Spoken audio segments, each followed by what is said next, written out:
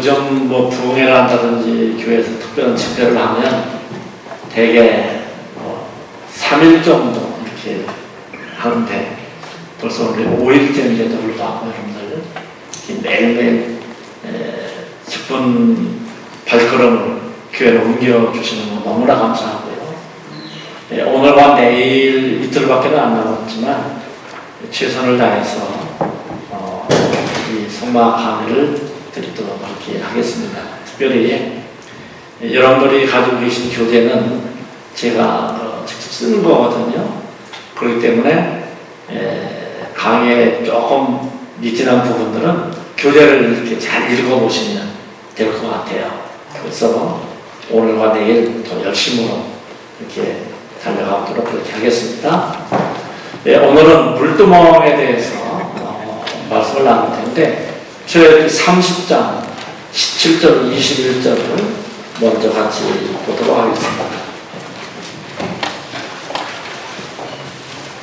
출애굽기 30장 17절부터 21절까지 교독합니다. 여호와께서 모세에게 말씀하여 이르시되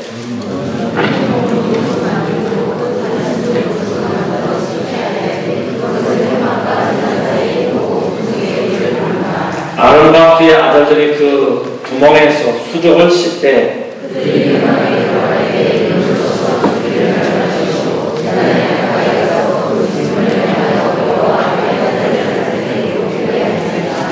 같이 있습니다. 이와 같이 그들이 수족을 씻어 죽기를 원할지니 이는 그와 그의 자손이 대대로 영원히 지킬 규례니라. 아멘.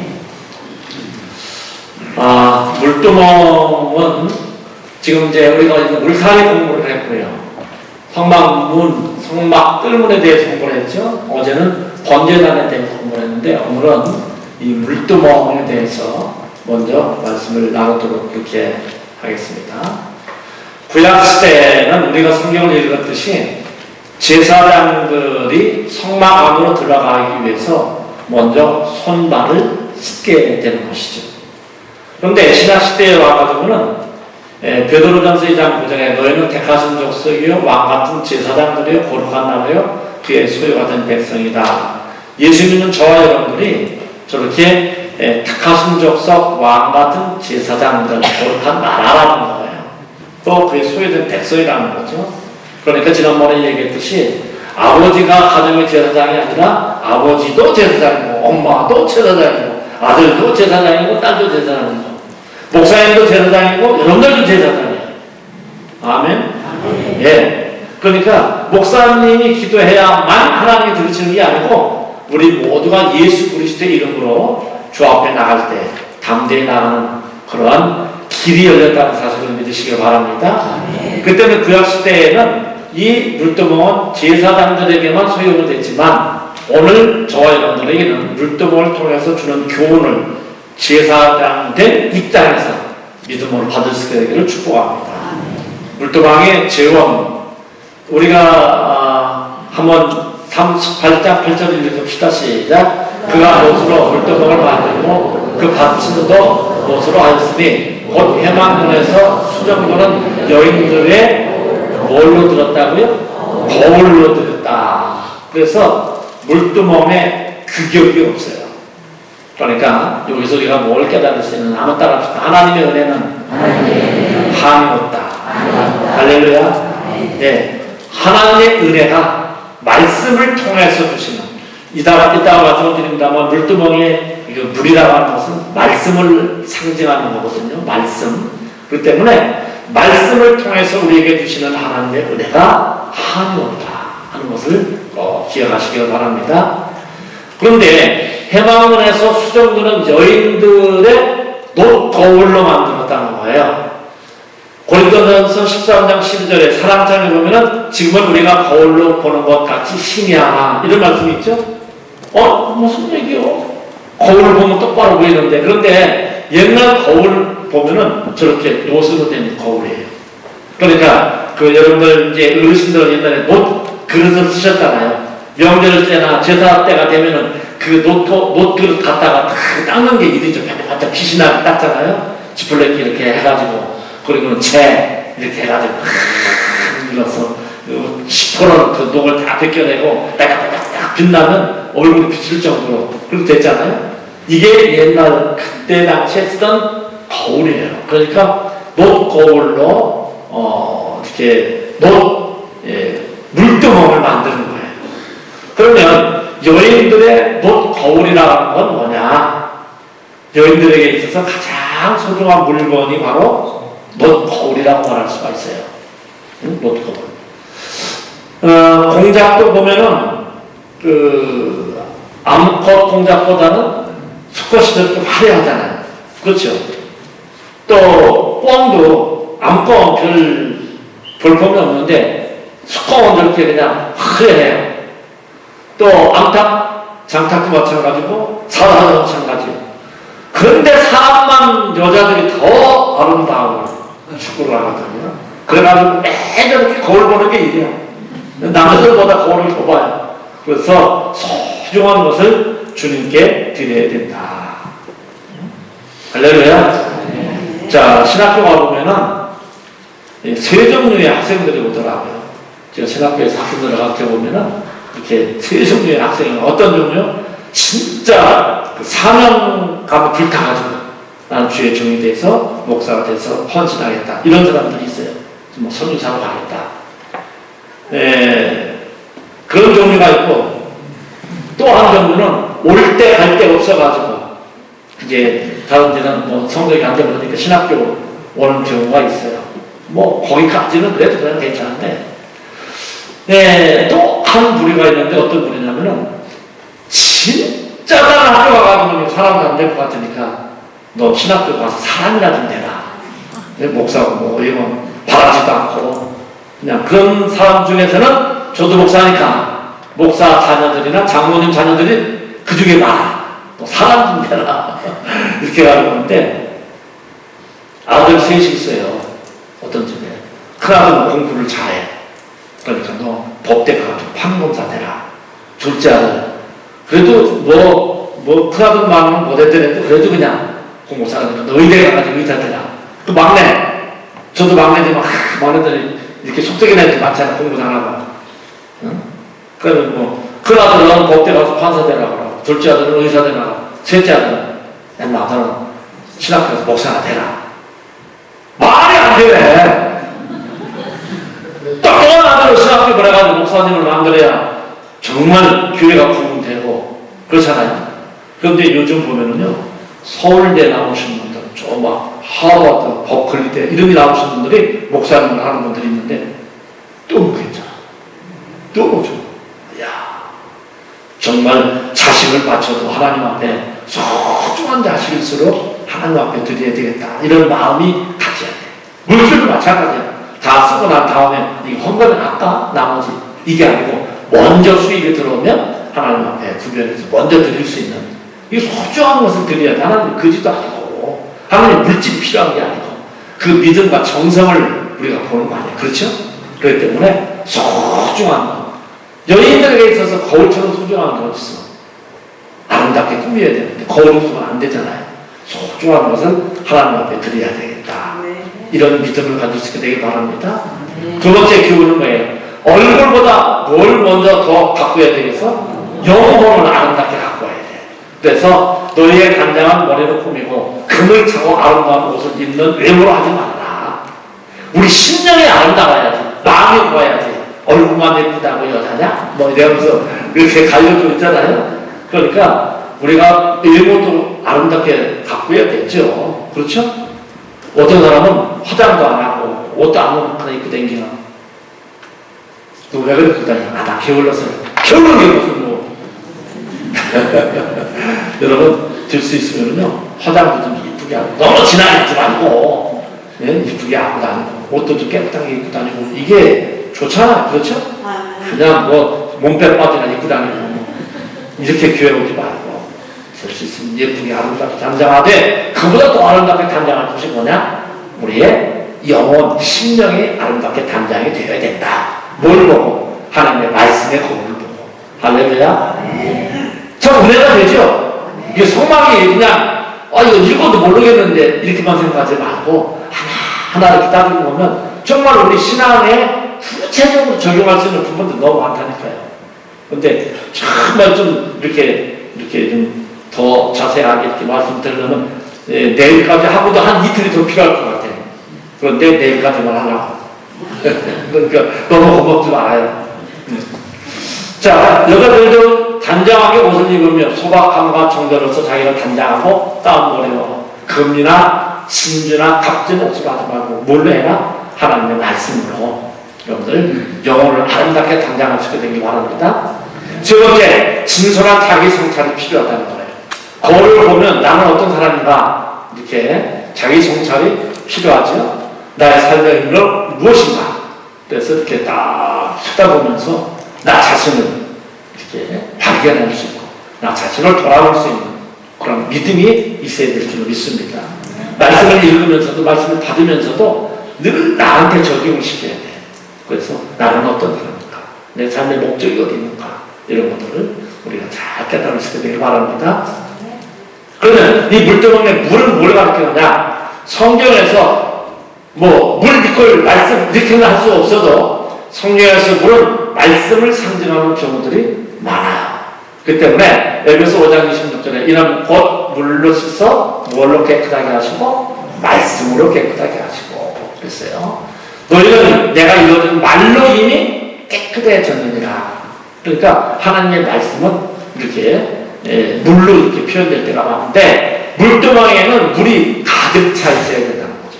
늘 단어버린 잔치 돌 한 마리 두세 통들은 돌 한 마리 6개가 있는데 예수님께서 포도주 모자라다 하니까 물을 어디까지 채우라고? 위까지 채워라. 끝까지 채워라는 거예요. 그러니까 우리가 말씀을 채울 적에 우리의 심령 아주 풀로 근데 주유소에 가서 기름 넣어갈 때 얼마큼 넣어가요? 만땅이요. 그러다가 만땅이요. 가득 채워라 그거죠. 여러분들 이번에 하나님의 말씀을 가득 채울 수 있게 되기를 주의 이름으로 축복합니다. 네. 그런 속담이 있어요. 따라합시다. 꿀 먹은 강아지 툭 차면 뭐가 나와? 꿀 나오고. 겨 먹은 강아지 툭 차면 겨 나온다. 그게 뭐냐면 하루 강아지 본모습인 줄 모른다고 이 강아지들이 이제 막 다니잖아요. 근데 이게 농사짓고 가을에 이제 방아 찍잖아요. 그러면 겨가 나오잖아요. 쌀겨가 나오잖아요. 그럼 멍석 피고 쌀겨 넓죠. 잘 모르는 사람들 쌀겨 넓죠. 그러면 조그만 강아지들이 이렇게 빽빽하게 이렇게 먹어. 이놈의 강아지 뭘 쳐먹어. 그래서 팔 툭 차면 하고 토하냐고 뭘 토해내? 겨. 그러니까 꿀 먹은 강아지 툭 차면 꿀 나오고 겨 먹은 강아지 툭 차면 겨 나온다고 속담이 있는데 예수 믿는 사람 툭 건들면 뭐가 나와? 말씀이 툭 튀어나와요. 말씀이 우리 심령에 풀로 차지 않는 결국 그런 일은 없어요. 그래서 하나님의 말씀으로 충만하게 채워지기를 축복합니다. 저는요 70년대 80년대 막 우리 한국의 부흥강사라고 하시는 분들이 막 이렇게 그 부흥학 다는 쪽에 저 신학교 가가지고 참 기도한 것이 그 기도였어요. 그리고 그 기도를 정말 지금까지 다 하고 있어요. 왜 그런 기도를 했는지 몰라. 처음 기도한 것이 뭐냐? 전국 방방곡곡 세계 만방에 다니면서 복음을 전파하는 목사가 되게 해달라고 기도했어요. 전국 방방곡곡 세계 만방에 다니는 복음을 전파하는. 근데 내가 부흥회를 하느라고 전국 방방곡곡을 다니지는 못했어요. 솔직한 얘기. 군목을 하면서 20몇 번 이사 다니면서 전국 방방곡곡을 다녔어요. 그 제대하면요 미국에 가서 또 목회도 하고 또 공부도 하고 돌아와가지고는 하여튼 1년에 많이 나가면 한 10번 적게 나가면 7, 8번 10번 나가면 매달 나가는 거나 마찬가지로 갔다 강의하고 들어오고 강의하고 들어오고 한 나라면 여러 나라 20, 30개 나라 이상 다니면서 그 기도를 하나님 들으시는 것 같아요. 전국 방방곡곡 세계 만방에 다니면서. 그런데 왜 그런 기도를 했냐? 그때 당시에 이렇게 보면은 부흥회 하나로 가보면은 설교 제목 쓰고 본문 쓰고는 뭘 적을 게 없어. 난 어디 가서 부흥회 하는데 이런 일이 있었다. 어디 가서 그랬는데 그냥 참기름에다가 이렇게 깨서 묻혀가지고 소금 이렇게 하면서 뭐 그런 것만 하는 것 같은 느낌이 내가 들더라. 그래서 내가 전국 방방곡곡 세계 만방을 다니면 말씀을 전하면 그런 것보다는 말씀을 하나님 진리의 말씀을 많이 선포해서 성도들이 심령 속에 훌러 말씀이 채워질 수 있도록 하는 그런 목사가 되고 싶다. 그래가지고 여러분이 이번에 말씀 많이 받잖아요. 너무 많이 받을 수도 있어 사실은. 너무 많이 받아가지고 지금 이게 그 기억이 안 되는 것도 될지 모르는데 책 속에 다 있으니까 여러분 잘 읽어보시고 이렇게 제가 강의하는 것을 듣고 책을 읽는 거 하고 그냥 읽을 때하고 다를 거예요. 잘 이해가 안 됐던 것도 강의 들은 거 기억하면서 꼭 한번 읽어보세요. 그러면 새록새록 생각이 날 거예요. 물두멍의 기능, 제사장들이 성소에 들어가기 전에 온몸을 씻거나 손발을 씻어야 돼요.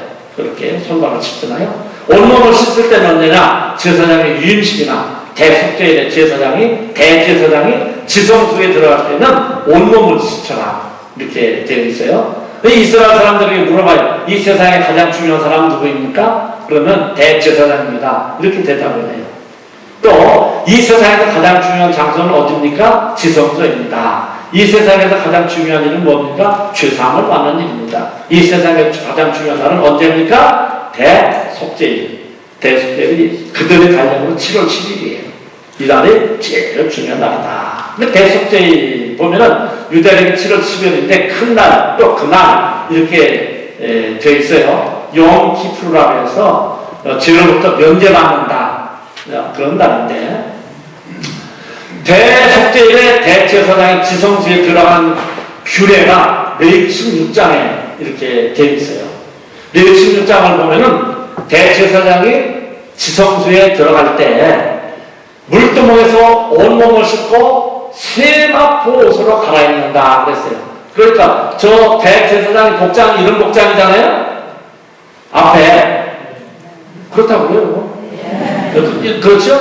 그런데 이 지성소에 들어갈 때는 이런 복장으로 들어간다 그런 거예요. 무슨 얘기인지 알았어요? 그래가지고 세마포 옷을 입고 세마포 띠를 띠고 세마포 관을 쓰라는 거예요. 그래가지고 어떤 그림 보면은 대제사장이 속죄소가 여기 있는데 이렇게 들어가가지고 있는 그런 그림들이 있거든. 그거 잘못된 거예요. 대제사장이 지성소에 들어갈 때는 저런 옷을 벗고 세마포 옷을 입고 세마포 띠를 띠고 세마포 관을 쓰는 거예요. 대제사장이 들어갈 때 허리에 끈을 묶고 들어간다 그런 얘기 들었다 그랬잖아요. 잘못된 얘기라고 했잖아요. 성경 어디에도 그런 얘기가 없어요.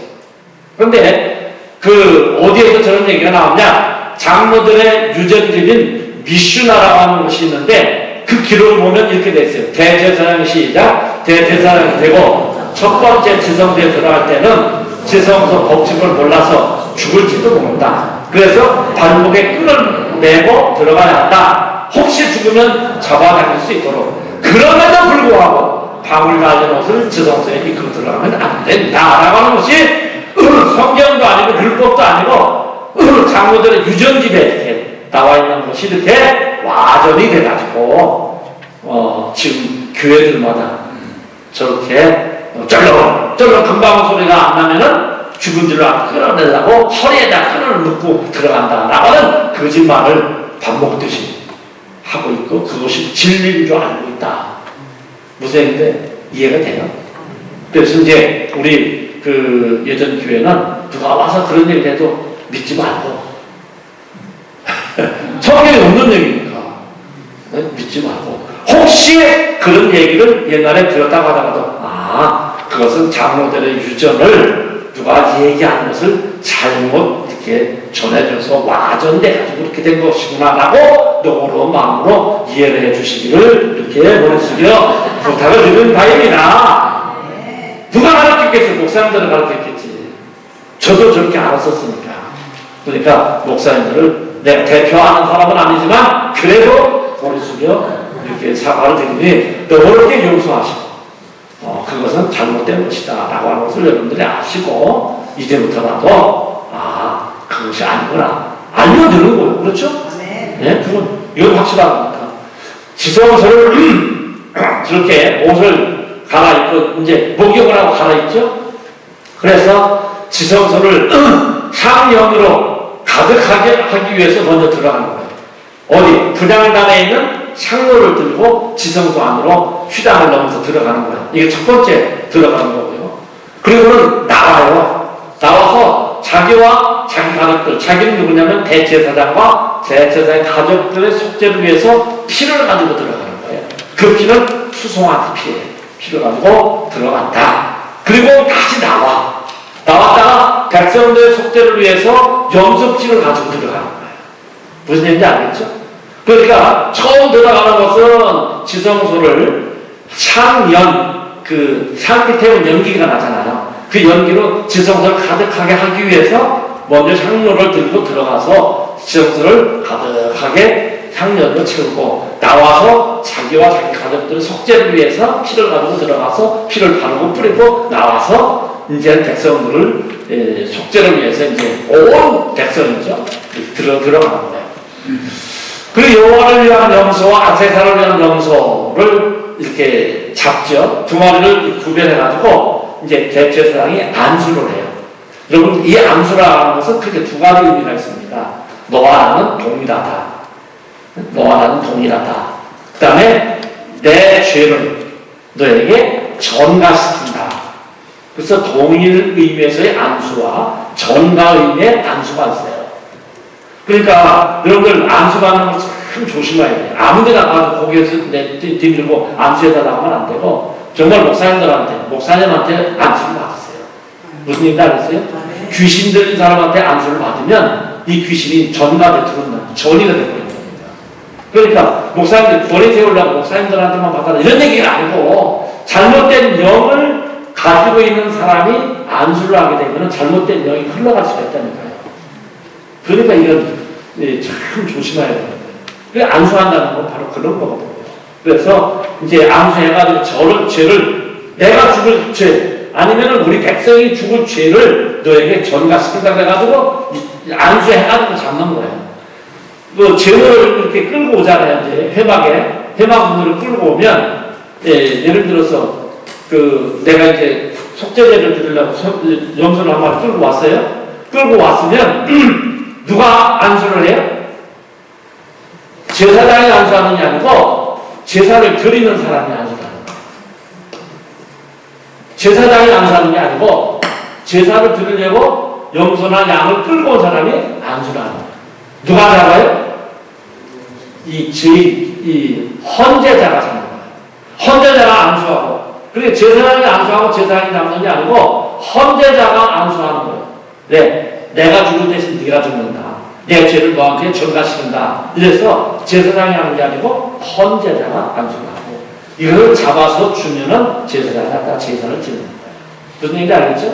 그래서 염소 두 마리를 저렇게 이제 구분해가지고 하나님의 것은 잡아가지고 이렇게 안수해가지고 잡아가지고 이렇게 들어가서 이제 백성들의 죄를 대수하죠. 그리고는 이 아사셀 아사셀의 것은 아사셀 이렇게 살아있는 것을 안수해가지고 사람 시켜가지고 광야로 나가는데 아사셀이 어떤 존재냐 아무도 몰라요.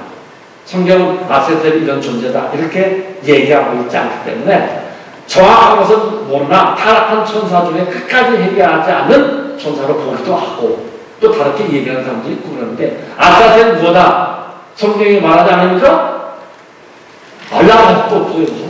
성경이 가는 곳까지 가고 성경이 머물러는 곳에서 머물러. 언제 알게 될 것 같아요? 우리가 하나님 앞에 가면 다 알게 될 줄을 믿습니다. 그러니까 아사셀이 언제 다 얘기했고 잘 모른다. 그런데 저렇게 얘기하는 사람들이 많다. 그럼 네 번째는 다시 입장을 해. 성경은 저 얘기는 없어요. 네 번째 들어간다는 얘기는 없어. 없는데 만약에 향로를 가지고 나오지 않으면 1년 내내 지성소에 향로가 있게 돼요. 무슨 얘기인지 알겠죠? 아까 향연이 가득하도록 향로를 가지고 들어가서 제일 처음에 들어갔다 갔잖아요. 그리고는 그 향로를 놔야 계속 연기가 나잖아요. 그렇죠? 그리고 자기를 위해서 속죄피를 가지고 들어가고 백성들을 위해서 속죄피를 가지고 들어가고 나와서 아사셀 양한테 안수해가지고 이 광야로 나가서 이 양이 죽게 하는 거거든요. 그렇죠? 그런데 이 향로를 가지고 들어갈 수밖에 없는 거예요. 만약에 없으면 향로가 늘 거기 있습니다. 그래서 그러면 시골에서 예비한 장막이 그거 안에 등잔대와 상과 진설병이 있으니 이는 성소라 일컫고 또 둘째 휘장 뒤에 장막 지성소를 일컫나니 금향로와 사면을 품으로 산 언약궤가 있고 그 안에 만나를 담은 금항아리와 아래는 상은 지팡이와 언약의 등판이 있고 이것은 어떻게 해석할 것이냐? 금향로가 지성소에 있는 날은 1년 중에 대속죄가 하루밖에 없어. 그렇죠? 그래야 하는데 분양단에 있어야 되니까. 근데 대속죄의 규례를 설명하는 가운데 나온 말씀으로 봐야 된다.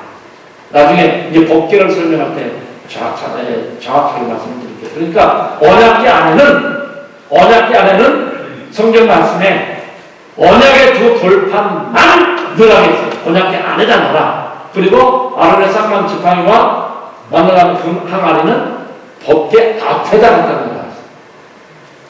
그리고 율법서는 법궤 옆에다 갖다 놓는다. 그런데 언제 누가 그 넣는지도 모르고. 그리고 아론의 쌍만 지팡이가 요만한 지팡이가 아니야. 그 지도권을 상징하는 큰 지팡이잖아요. 이런 지팡이는 거예요. 법궤에 이거는 어떻게 그 아론의 쌍만 지팡이가 들어갈 수 있겠냐. 나중에 보니까 성전을 수리하려고 법궤를 열어보니까 아론의 쌍만 지팡이도 없어지고 금항도 없어. 뭐만 있어? 율법 두 돌파만 있어. 그러니까 하나님이 안에다 넣으라 하는 것만 있고 하나님이 넣으라 안 하는 것은 언제 누가 어떻게 해서 없어졌는지 모르고. 그러니까 하나님 하라 하면 하면 돼. 하지 말라 하면 안 하면 된다. 한번 따라 하라 하면 하면 되고 하지 말라 하면 안 하면 된다. 어려워 쉬워요. 장난 치지 말아라. 안 죽는데 장난 치지 말았는데 자꾸 필요하니까 그게 문제예요. 예? 여친이 성막방에 들어 나와 어떻게 하면 돼? 나오면 되지 뭘. 집에서 텔레비 보고 연속 본다가 하고 침 벌리고 침대 침 벌리고 있으면 뭐 없어요. 나와라 나오면 되는 거예요. 어려울 게 없어요. 자, 한국의 대학 입시 제도를 생각해보면 수험표를 받고 좌석 확인하는 날이 있죠. 본 시험을 보죠. 면접도 보죠. 실기하는 사람, 예체능 하는 사람 실기도 가서 보잖아요. 그런데 대학 입시를 1년에 한 번 있다 그래요. 그러니까 제 제사장이 속죄의 날 4번을 들어갔다 나왔다 해도 사실은 한 번 들어갔다 나온다. 이렇게 하는 것이 비유가 적절할지는 모르지만 아무리 생각해도 이렇게 생각하면 우리가 이해가 쉽지 않을까. 그래? 대학 입시가 4번 있다 그래요? 아니, 대학 시험을 4번 본다 그래요? 아니, 한 번 본다 그래요? 근데 실제로 저렇게 4번에 나누어서 저런 일들을 하잖아요. 그러니까 대제사장의 지성소에 한 번 들어간 것이다. 수족을 씻을 때 대제사장의 성전에 들어갈 때 수족을 씻지 않으면 죽음을 면치 못해요. 그래서 이미 목욕하더라도 손발은 씻어야 되고요. 그래서 피라고 하는 것은 구원, 예수 피로 우리가 구원받고 예수의 십자가로 찌를 적에 뭐가 나왔어요? 물과 피가 쏟아졌다. 물이 쏟아졌다. 옆구리 창을 찌를 적에 물이 쏟아졌다. 물. 그런데 여러분 그거 분명해야겠다. 산 사람의 심장을 찌르면 뭐가 나온다요? 피가 나온다. 그런데 산 사람이 심장을 찌르면 절대 물이 쏟아지지 않아요. 물이 안 나요. 죽은 사람만이 심장을 찌르을 때 물이 나옵니다. 그러니까 예수님이 잠시 십자가의 고통 속에서 기절했다. 그래가지고 동물 속에다가 다 집어넣으니까 정신이 부쩍 나가가지고 이렇게 살아났다. 그리고는 부활했다고 거짓말 치겠다. 기절설이라고 하는 부활설이 있어요. 기절 축풍하지 않지. 예수님은 진짜 죽으신 거예요. 왜? 옆구리를 찔렀을 때 뭐가 쏟아졌어? 피가 물이 쏟아져. 그렇게 돼 있죠. 그래서 완전히 죽었다가 장사 지냈다가 다시 살아나게 된 줄도 믿습니다. 자, 성막은 마루가 없어요. 그렇기 때문에 늘 씻어야 됩니다. 그러면 물두멍에서 씻는 자의 복이 뭐냐? 출애굽기 30장 20절 21절에 보면은 물로 씻어야 죽기가 면역된다는 거예요. 그런데 그걸로 물로 씻으면 하나님께 가까이 나갈 수가 있다. 시작. 하나님과 가까이 나가라. 내 너희가 가까이 나가라. 죄인들아 손을 깨끗이 하라. 두 마음을 품고다가 마음을 성결하라. 하나님께 가까이 나갔습니다. 죄를 지면 가까이 나갈 수가 없죠. 그렇죠? 여호와의 산에 올자 누르면 그의 거룩한 곳을 설정을 두르니까 곧 손이 깨끗하며 마음이 청결하며 뜻을 허탄한 데 두지 않으면 거짓 맹세하지 않는답니다. 하나님 앞에 가까이 나갈 수 있는 거는요, 물론 이미 예수 피로 구원받고 그리고도 날마다 이렇게 묻어나는 죄는 씻어야 된다. 그러니까 구원을 위한 회개는 일생에 한 번이면 돼. 무슨 얘기가 있죠? 담배 끊는 사람은 몇 번 끊어요? 담배를 끊는 사람은 한 번만 끊으면 돼. 100번도 더 끊으면 담배 끊는 사람 아니야. 근데 우리가 구원을 위한 회개도 마찬가지고 다 한 번이면 되는 거예요. 구원을 위한 회개는. 아멘? 그런데 구원받은 사람도 날마다 삶 속에서 죄를 져 아니에요. 죄를 짓기 때문에 날마다 우리가 주님 앞에 나와서 회개를 하는 거예요. 그것은 구원을 위한 회개가 아니라 죄를 씻는 그런 깨끗한 정결함의 의식이라고 하는 사실을 믿으시길 바랍니다. 그 다음에 능력 있는 사람, 능력 있는 삶을 살아. 그러므로 우리는 그 길을 꾸준히 가고 손이 깨끗한 자는 무엇을 얻어요? 힘을. 제가 대전에 있을 때 어떤 주에 어떤 장로님은 대전시 도시기획국장을 하신 장로님이었어요. 대전시 도시기획국장. 도시기획국장이면은 앞으로 어디가 개발될 것이다. 그런데 사전 전부 다 이렇게 이제 알 수 있잖아요. 그런데 이 정보를 그 밑에 있는 부하 직원이 이게 흘려가지고 이것이 수사에 들어갔어요. 그래가지고 수사가 들어가니까 그 사람이 자살했어요. 그러니까 이제 사건이 막 커진 거죠. 그래서 도시계획국의 직원이 그렇게 정보를 흘려가지고 돈을 먹고 수사가 들어가니까 자살했다. 이런 얘기가 되니까, 근데 다 이게 윗선까지 다 이렇게 연결되고 또 다 이렇게 조직을 보면은 저만 먹나? 다 갖다 바치잖아요. 그래가지고 목사님이 장모님한테, 아유, 장모님 요즘 그런 일이 있어가지고 굉장히 마음이 무겁고 힘드시지요? 그러니까 장모님, 아니요. 저는요, 어떤 업자에게서 커피 한 잔을 얻어 마셔본 적이 없습니다. 조사를 해보고 나니까 나중에 도시계획국장이 정말 깨끗한 사람입니다. 이거만 판명이 돼버린 거예요. 또 도시계획국장 그만두고도 우성대학 교수로 지금도 일하고 계시죠. 타워서 뭔지 안 하는 놈이 없다 이런 얘기도 있잖아요. 그렇죠? 그러나 뭔지 안 하는 그리스도인이 될 줄 믿습니다. 그러면 담대하게 누가 뭐라 해도 따뜻하게 이렇게 살아가셔야 되는 거예요. 자신있게 만만하게. 그렇죠? 소매치기가 있어요.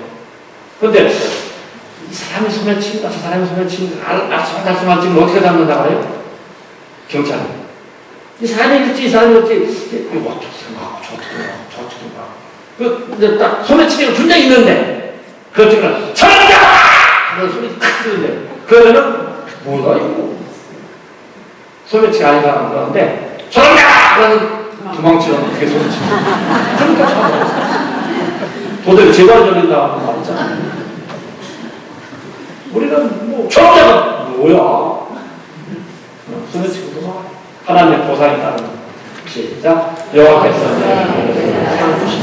내 손에 깨끗한 그러므로 여호와께서 내 의를 그의 앞에서 깨끗한 대로 내게 갚으셨다. 할렐루야.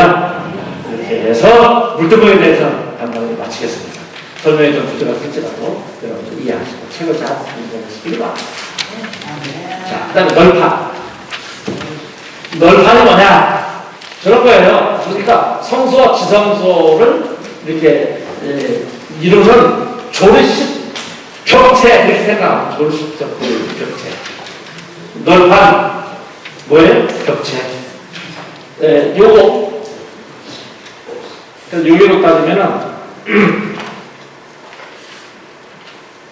요거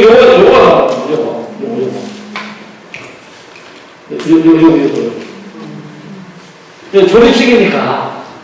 그래서 제가 될 수 있으면 이것도 많았으면 사가지고 집탈때 맨들어 보라 그런 말씀 처음에 드린 거예요. 절판의 재원을 보면은 조각목으로 만들고 뭘로 샀다고요? 안팎을 뭘로? 이야, 이게 대단한 거죠. 저렇게 생겼다가 이게 조각으로 만들어 금으로 쌌어요. 그리고는 이 받침대로 이렇게 은으로 만들었어 또. 대단한 거예요. 남쪽과 북쪽 이렇게 남쪽하고 북쪽 이게 쉽게 말하면 이렇게 뭐라 해야 되나 긴 폭 직사각형입니다. 거기는 20개씩. 그 다음에 20개씩이면은 40개죠. 서쪽. 그 저쪽이나 동쪽에 여기가 서쪽인데 여기 이렇게 또 여기 이 널판이 있고 또 하나 속에 또 있잖아요. 양쪽에 2개. 네? 서쪽 모퉁이에 2개. 그리고 서쪽은 6개. 하나, 둘, 셋, 넷, 다섯, 여섯. 그렇죠? 6개 있고. 남쪽은, 그러니까 동쪽은 이렇게 천으로 이렇게 가려져 있죠. 그러니까 그 남쪽과 북쪽에 20개씩이면 40개죠. 서쪽에 6개면 46개죠.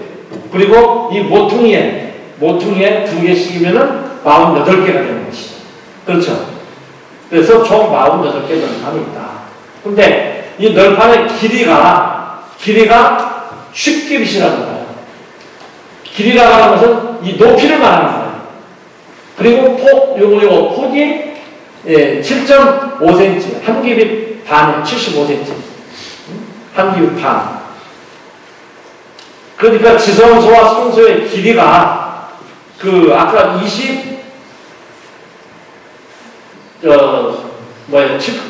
지성소의 길이가 15m. 성소와 지성소의 폭이 이 폭이 4.5m. 또 성소와 지성 높이가 5m. 그러니까 5m면은 여기쯤 되지 않겠어요? 이렇게 한 5m 이렇게 어림 잡아가지고 이렇게 높은 거예요, 이게.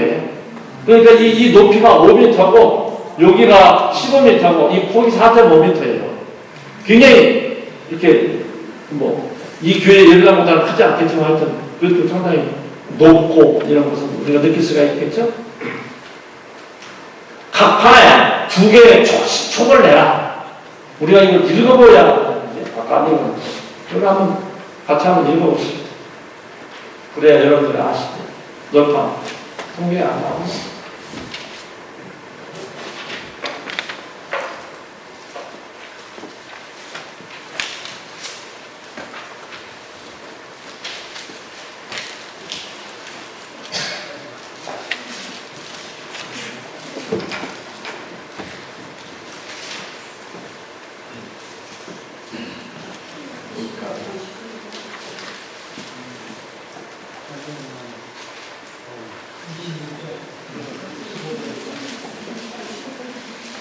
26장.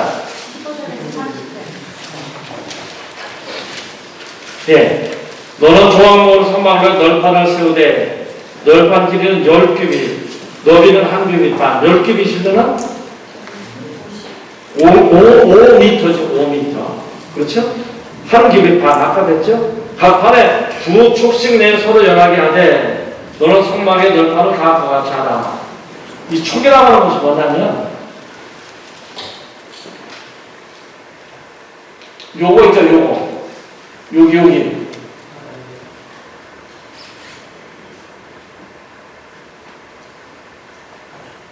요거 있잖아요, 요거. 돌기라고 하셨나요? 여기가 은 받침이고, 이 촉을 내라는 거예요. 그래가지고, 요런 식으로 이렇게 해가지고, 여기다 딱 끼게 만드는 거잖아요. 요걸 촉이라고 해요. 그래서 장구라든지 돌기, 이렇게도 번역이 되는 건데, 이 받침을 이렇게 은으로, 이 널판이 이렇게 이제 세우려면 받침이 있어야 할 거 아니에요. 땅바닥이니까. 그렇죠? 네. 땅바닥이 있으면 받침이 있어야 되는데, 이 받침은 은으로 만들어라는 거예요. 은으로. 근데 이 5m 바이 75cm 널판 하나에 이 은받침이 2개. 그러니까 널판이 총 48개니까 은받침은 몇 개예요? 96개가 되는 거죠. 그렇죠? 그래서 이 속전이라고 하는 것은 자신의 잘못을 용서받는 데 필요한 돈인데 이 속전으로 낸 은을 가지고 96개의 이것을 만들어라. 지난번에 했죠? 최소한 총수가 60만 3천하면 50명이죠. 그래서 반세기치. 이 반세기면은 일반 노동자의 2일 품삯이라고 해요. 그래서 반세기라 하면은 60만 3,550을 둘로 나누면 30만 1,775죠. 그래가지고 이 반세기를 30만 1,775로 이렇게 곱하면은 은이 이렇게 만들어 3,420kg, 3톤 이상의 은이 들어가잖아요. 별로 없나? 그래서 성소 돌판이 96개, 96개. 네, 시장문 받침대가 4개, 총 100개의 은받침이 필요합니다. 그러니까 여기 그 널판이 48개인데 한 널판에 2개씩이니까 성소 널판이 96개가 들어갈 판이에요. 그리고 지성소와 성소를 나누는 이 휘장을 치는데 거기에 이렇게 기둥이 있거든요. 휘장문 기둥. 거기가 기둥이 4개인데 4개의 은받침 하나씩을 만들어라. 그럼 100개가 되잖아요. 은받침 100개. 그렇죠. 100개인데 한 달란트가 약 34kg 정도 되는 거죠. 그래서 100개를 따지면은 30만 세겔이 들어가는 거예요. 100달란트. 은받침 없죠. 그렇죠? 그래가지고 1775세겔로는 기둥과 갈고리, 머리 싸게, 가둔대, 지난번에 설명을 했죠? 이런 거. 그러니까 요 기둥이 4개잖아요, 지금. 이 4개에다가 이 널판 받침이 96개. 아까 이 휘장이 있는데 4개의 또 기둥이 있어가지고 이 4기둥에 은받침 하나씩을 만들어가지고 총 100개. 그래서 그것이 이제 30만 세겔이라고 하는 은이 들어가는데 이것이 바로 이렇게 받침대가 30만 세겔, 나머지 1775세겔 가지고서는 이렇게 이제 갈고리라든지 가늠대라든지 머리덮개 이런 걸 만들어가는 거죠. 그리고 조각목을 만들고 금으로 쌌다는 거예요. 쌌는데 보이는 띠 4개. 거기 한번 이제 쭉 이런 걸 생각하고 읽어보십시다. 17절. 출애굽기 26장 17절. 각 판에 2촉씩 내 손을 연결하게 하되 너는 성막 널판을 다음과 같이 하라. 너는 성막을 위하여 널판을 만드는데 남쪽을 위하여 널판 28개 만들고 28판 아래에 은받침 40개를 만들고 이쪽 널판 아래에도 2촉씩 또 2받침을 만들고 저쪽 아래 널판 아래에도 2촉씩으로 하여 2받침을 만들지니 성막 다른 쪽 곧 북쪽을 위해서도 널판 20개로 하고 은받침 40개를 이쪽 널판 아래에도 2받침 저쪽 널판 아래에도 2받침을 하되. 그러니까 여러분들 좀 빨리 하지만 이해가 되시죠? 예, 여기 이쪽 남쪽 북쪽 그 다음에 여기 기둥 이런 것을 은받침 이 널판 하나에 은받침 2개씩 이렇게 그런 얘기예요. 촉이라고 하는 것은 아까 얘기했듯이 돌기 이렇게 해가지고 조리층으로 약간 맞추도록 이렇게 했다는 것이죠. 그리고 26절 보세요. 너는 조각목으로 띠를 만들지니 성막 이쪽 널판을 위하여 5개요. 성막 저쪽을 위해서 이쪽이 나가는 것은 남쪽, 이쪽, 또 저쪽은 이쪽, 북쪽 이걸 말하는 거예요. 예, 성막 이쪽을 위하여 5개, 성막 저쪽을 서쪽을 위해서 5개. 널판 가운데 있는 중간 띠는 이 끝에 저 끝에 미치게 하고. 그러니까 이렇게 이제 이걸 이렇게 세워놓고 여기는 그렇게 그런 것이 없지만 이것이 견고하게 넘어지지 않게 해야 될 거 아니에요. 서로 딱 붙어야 되잖아. 그 띠를 띠로 이렇게 엮으라는 거예요. 4개를. 그런데 눈에 보이는 띠 4개하고 보이지 않는 띠 속으로 이렇게 이제 여기 구멍을 뚫어가지고 이 구멍을 뚫어서 여기서부터 여기까지 가로질러가지고. 그러니까 이 널판이 벽체 역할을 충실하게 할 수 있도록 받침은 은으로 널판 하나에 2개 은받침이 있고 이것이 이쪽 널판하고 이쪽 널판하고 계속 20개가 넘어지지 않도록 띠를 연결을 하는데 눈에 보이는 띠가 이렇게 4개, 눈에 보이지 않는 띠가 하나. 이렇게 해서 27점. 성막 저쪽 널판을 5개, 성막 뒤쪽 서쪽을 해서 5개. 널판 가운데 중간 띠는 이 끝에서 저 끝까지 미치게 하고 그 널판들은 금으로 싸서 그 널판들의 띠를 금고리를 만들어 그 띠를 금으로 싸라. 그 성경을 읽어보면 자세히 한번 읽어보세요. 이런 것들을 언제 더가면서 읽어보시면 아마 이해가 될 거예요. 보이지 않는 것에서 등록하기라는 그런 필요가 있는 거예요. 왜? 띠라고 하는 것은 4개는 보이지만 한 띠는 보이지 않았잖아요. 그러니까 교회에서는 이렇게 드러나고 일하는 사람도 있어야 되지만 숨은 곳에서 일하는 그런 사람도 있어야 된다. 둥근 금고리 없이는 연결이 불가능하고 띠가 있어도 여기 이 둥근 이 고리잖아. 여기 고리 이렇게 고리가 있죠. 이 고리를 이렇게 해가지고 여기가 연결이 되어가는 널판끼리 이 둥근 고리 없이는 연결이 불가능하다. 둥근 고리는 금으로 만들어서 이 둥근 나가는 것은 시작도 끝도 없는 사랑이다. 그런 얘기겠죠. 금고리는 작지만 하나가 잘못되면 연결이 잘 안 돼요. 그러니까 이 금 같은 믿음을 가진 성도들이 비록 나는 참 부족한 사람이라 할지라도 나한 사람이 잘 안 되면 잘못 신앙생활하면 온 교회가 균형이 깨진다. 이런 생각을 가지고 믿음을 서로 하나가 될 수 있도록 요구합니다. 왜? 교회는 믿음과 사랑의 공동체이기 때문에. 지금 너무 빨리 나가서 정신이 없어요. 책을 읽으면 잘하시죠. 일단 덮개. 26장 1절 14절. 이건 좀 꼭 좀 읽어보세요. 왜냐면 이 덮개에 대해서는 여러 번 읽어도 잘 이해가 안 되는 경우들이 많아요. 무슨 얘기 알겠죠? 그래서 오늘 이 덮개에 대해서 여러분들에게 이 얘기구나 하는 것을 알 수 있도록 해드릴 테니까 이 성경 다 갖고 오셨죠? 네. 한번 읽어봅시다. 시작. 너는 성막을 만들 때 하늘께 꽃을 외치고 청색, 자색, 홍색으로 굵고 정교하게 서로 넓게 주장을 만들지며 거기까지.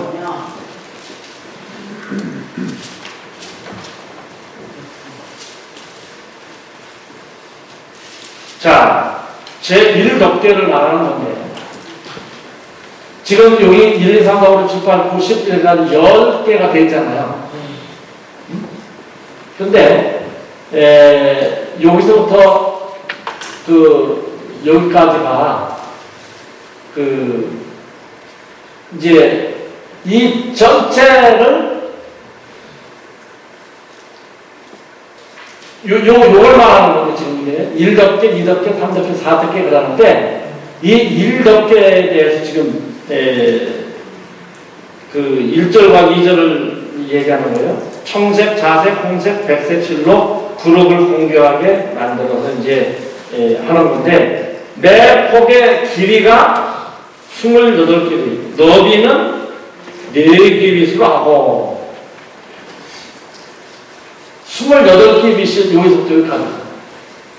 그런데 여기는 뭐 12.6m 이렇게 나왔는데 한 규빗을 50cm로 하면은 몇 cm가 되는 거예요? 몇 미터가 되는 거예요? 14m가 돼요. 14m. 응? 28규빗이면 14m가 되는 거죠. 그렇죠? 아니죠. 그렇죠. 예. 그리고 너비는 4규빗으로 하되 4규빗은 얼마예요? 2m. 그러니까 14m 바이 2m 14m 바이 2m짜리를 10개를 만들어 놔요. 그러면 여기서부터 여기까지가 14m고 여기서부터 여기까지가 얼마가 돼요? 2m짜리 10개입니까? 20m. 그러니까 20m 바이 14m짜리 큰 카페트를 만들 수 있어요? 없어요? 만들 수가 없으니까 14m 바이 2m짜리 이 카페트 쉽게 말하면 이것을 만들어가지고 이것을 이렇게 이제 봐요. 3절. 이 휴장 5폭을 서로 연결하며 자, 여기 봐. 이 다섯 폭을 서로 연결을 하네. 그렇죠? 무슨 얘기다 그랬지? 3절. 그 시장 다섯 폭을 상절하게 하면 다른 다섯 폭도 서로 연결하게 하라. 이거. 이쪽도 다섯 폭, 이쪽도 다섯 폭 서로 이렇게 이제 여기 연결할 수 있죠. 그러면은 크게 나누면은 이쪽 다섯 개 한 덩어리, 이쪽 다섯 개 한 덩어리가 되겠죠. 그래 안 돼? 네. 그 얘기요. 그 시장 이을 끝폭가에 청색 고를 만들면 이어질 다른 끝폭가에도 그와 같이 하고, 이 청색 고라고 하는 것은, 자, 이렇게 이제 14m 바이 2m짜리 다섯 개를 이어가지고 한 그 폭을 만들었잖아요. 그렇죠? 이 큰 덩어리하고 이 덩어리를 이어야 될 거 아니에요, 여기. 이으려면은 뭐가 필요해? 여기 청색 고리를 만들어놔, 청색 고리. 청색 고리를 이쪽에 50개, 이쪽에 50개, 100개를 만들고, 금고리를 50개 만들어가지고, 이쪽 그 고리가 이쪽 청고리하고 이렇게, 서로 맞춰놓고는 고리를 만들어가지고, 이것을 금고리로 시켜서 끼워가지고, 이렇게 연결을 하면은, 이것이 한 막이 되겠죠. 무슨 얘기인데, 그림을 봐가면서 설명드리니까 분명히 이해가 되죠? 5절, 시장 입폭가의 고 신계, 고라고 하는 것은 고리를 말하는 거예요. 고리, 고리. 여기 청색 고리 있잖아요. 네, 그걸 말하는 거예요. 고 신계를 달며 다른 시장 끝폭가에도 고 신계를 달고 그 고도를 서로 마주보게 하고 금갈고리 신계를 만들었을 때 이게 서로 마주보게 하고 갈고리 신계를 만들어서 이쪽 고리 끼고 이쪽 고리 끼워가지고 서로 연결하라. 6절 그런 얘기예요. 이해가 되죠? 금갈고리 신계를 만들고 그 갈고리로 휘장을 연결하여 한 성막을 이룰지며 이게 거기까지가 이제 제1관계. 무슨 얘기인지 알겠죠? 이제 이해가 되죠? 그냥 읽어보니까 잘 무슨 얘기인지 나도 몰랐어 솔직하게. 연구를 하고 공부를 하고 하다 보니까 이제 이게 알게 되는 거지. 이거 다른 천성도 아는 사람 손도 별로 없어요. 그냥 읽은 거지 뭘 한글이니까. 그런데 이게 무슨 얘기인지를 이게 그림을 봐가면서 하니까 정확하게 되는 거죠. 청색, 자색, 홍색 글씨는 이것은 지금 다 설명하고도 그렇죠? 네. 그러니까 길이가 14m, 너비가 2m짜리 10개를 붙이면 큰 암장이 14m 바이 20m짜리가 되는 거죠. 아까 우리도 봤죠? 그래서 성막 본체 길이가 10m 바이 그 높이가 5m짜리 두 개니까 쉽게 말하면 여기도 5m, 여기도 5m가 될 거 아니에요. 여기도 5m, 여기도 5m. 그럼 10m죠. 그렇죠. 그래서 여기는 이 폭이 4.5m라고 했잖아요. 그러면은 여기가 그 얼마예요? 14.5m가 되는 거죠. 14.5m. 전체 길이가. 무슨 얘기 이해가 돼요? 네. 여기 5m, 여기 5m, 여기가 폭이 4.5m니까 14.5m가 되는데 여기는 14m라고 되어 있잖아요. 그러면 여기 남과 북이 각각 반 규빗, 즉 25cm씩 땅에서 떨어지는 거야. 무슨 얘기인지 알겠죠? 14.5m인데 전체가 이 폭이 그 14m면은 50cm가 작잖아요, 쉽게 말하면. 그럼 25cm씩 남쪽과 북쪽에서 이렇게 땅바닥에서 떨어져야 이게 저기 될 거 아니에요. 흙도 안 묻고 그럴 거 아니에요. 그렇죠? 참 모세에게 하나님이 섬세하게 가르쳐 주신 거예요. 그리고 이제 이 폭이 15m인데 여기서부터 여기까지 15m인데 이것은 20m라고 그랬잖아요. 그래야 안 돼요. 그러면은 20m가 여기가 남잖아요, 여기 이렇게. 그렇지, 5m가 남죠. 그런데 이 뒤로 5m짜리 서쪽 벽이잖아요. 여기서 여기를 이게 제일 1덮개인데 이렇게 덮고 여기까지가 그 15m예요. 그래서 이렇게 덮어가지고 내리면은 20m가 되는 거죠. 그래야 안 돼요. 여기서 끌리잖아요, 여기. 여기는 안길래 25cm 띄라 했잖아. 이 앞면을, 이 앞면을 25cm 이렇게 접어놓은 거예요. 그러면 여기도 25cm가 떨어지고, 이 뒤에도 25cm 떨어지고, 서쪽도 25cm가 떨어지는 거죠. 야, 이게 성경이 정말 정확한 거야. 무슨 얘기인지 알겠죠? 이게 제 1덮개고, 시간이 없으니까 막 급하게 지금 넘어가다 보면 나도 그냥 말을 빨라지고. 이해가 되죠? 네. 청색 갈고리, 이렇게 청색 고라고 했잖아. 고가 이게 지금 동그란 고리를 나누는 거예요. 양쪽에 이렇게 50개를 달아가지고 금고리를 이렇게 끼라는 거예요. 이게 왜 50개냐? 솔타우라는 학자는 성경에 예수님을 상징하는 단어를 세보니까 50개가 나오더래. 다른 평화의 왕이라든지 임마누엘이라든지 나중이라든지 예수님을 다 상징하는 그 명칭들이잖아요. 이런 명칭이 50개가 되더라. 그래가지고 아마 청색고를 50개를 만들려고 하지 않았을까라고 저 학자는 그렇게 주장을 하는데, 크게 반대할 이유도 없을 것 같아요. 어쨌든 왜 그렇게 됐는지 설명을 하지 않지만 저 학자는 그러더라. 네 가지 색깔 또 나오죠? 문에 이어서 또 성막 뜰문에 이어서 네 가지 색깔 또 나와요. 생명의 주 되신 예수님, 왕 되신 예수님, 고난의 종류 예수님, 완전하신 예수님. 네 가지 색으로 그룹을 선호하서 덮개. 그룹의 임무는 말 지키는 거예요. 지키는. 그래서 하나님의 영광을 훼손할 수 없다. 즉 하나님의 영광에 대한 경외심을 말하는 거예요. 그래서 성막 안에서는 1, 3, 4 덮개가 있지만 뭐만 볼 수 있어요? 1덮개만 볼 수가 있죠. 벽체는 조각목을 금으로 달렸죠. 위에는 화려한 네가지 색깔로 된 그룹을 수놓은 제1덮개 덮여져 있죠. 얼마나 화려한지 상상을 해봐요. 금벽에다 이 네 가지 아름다움. 이것이 뭐냐? 성소의 지성지는 내부가 아름답다. 성도의 심령이 이렇게 아름답다.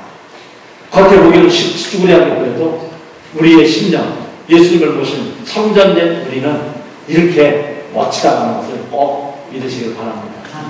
너무 귀한 거예요. 너무 귀한. 여기에 대해 할 말이 많지만, 자, 이것이 또 교회의 모습이에요.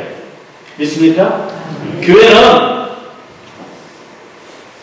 겉에 보기에는 아무것도 아닌 것 같아요. 별것들 없는 사람들만 나오는 것 같아요. 정신 없는 사람들만 나와가지고 주여 주여 하는 것 같아요. 아니요. 금보다 더 귀한 믿음을 가진 사람들이 모이는 아름다운 신앙 공동체라는 사실을 믿으시길 바랍니다. 이덮개는 아까 1덮개와 똑같은데 뭐가 다르냐? 잘 들으세요. 이덮개는 이제 7절부터 나오는 것이 염소털로 말한 이덮개인데, 이것이 이제 조금 더 길죠. 30cm이고 여기는 5폭이고 여기는 6폭이야. 그러니까 2m가 더 이렇게 늘어나는 거죠. 1덮개보다. 그러니까